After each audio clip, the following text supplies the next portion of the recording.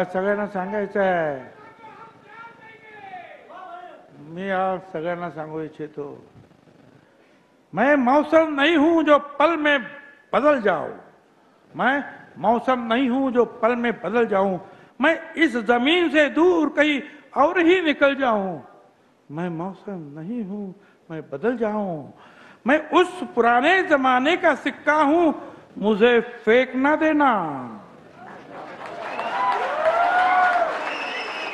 मैं उस पुराने जमाने का सिक्का हूं मुझे फेंक ना देना, हो सकता है तुम्हारे बुरे दिनों में यही सिक्का चल जाए।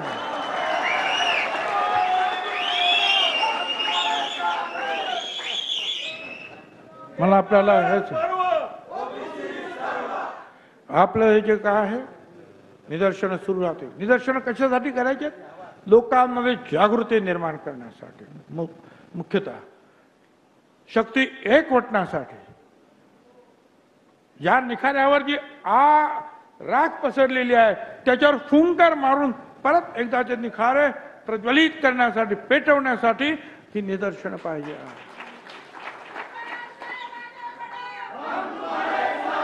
त्याच्या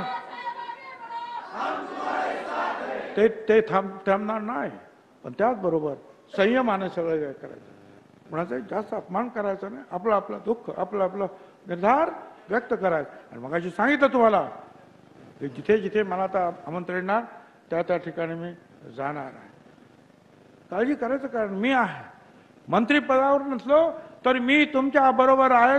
रक्ताचा शेवटचा थेंब असेपर्यंत या मागासवर्गीयांच्यासाठी लढता लढता जो आहे शेवटचा श्वास घेणारा हा छगन भुजबळ आहे।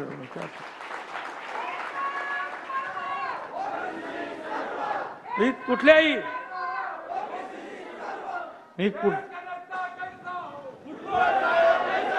आणि यात मी कुठच्याही दबावाला सुद्धा बळी पडणार नाही, लक्षात ठेवा। जिथे जिथे आपले प्रश्न, तुमचे प्रश्न आहेत, गोरगरिबांचे प्रश्न आहेत, तिथे आपण सगळ्यांनी एकजुटीने उभं राहायचं आहे। मी तुमच्या बरोबर राहणार आहे। अनेक राज्यातले लोक आज इथे नाही आले, ते तुमच्या बरोबर राहणार, देशातले लोक तुमच्या बरोबर राहणार, पण तुम्ही हिम्मत ठेवा, ती हिम्मत तुमची ठेवा, वाट पहा, तोपर्यंत आपलं काम चालू ठेवा। पुढे कदाचित आणखीन काही संकट येण्याची शक्यता नाकारता येत नाही समाजाच्या बाबतीत, त्यावेळेला पुन्हा एकदा जो आहे ओबीसी एल्गार पेटवावा लागेल, करावा लागेल।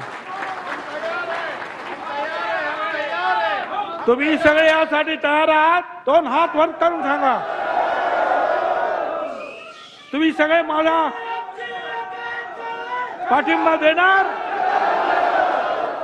सगळे लढायला तयार? रस्त्यावर लढाई होणार तयार? कदाचित आपल्यावर वरवंटा चालवतील, तुम्ही लढायला तयार? धन्यवाद। जय हिंद, जय महाराष्ट्र, जय ज्योती, जय क्रांती, जय भीम।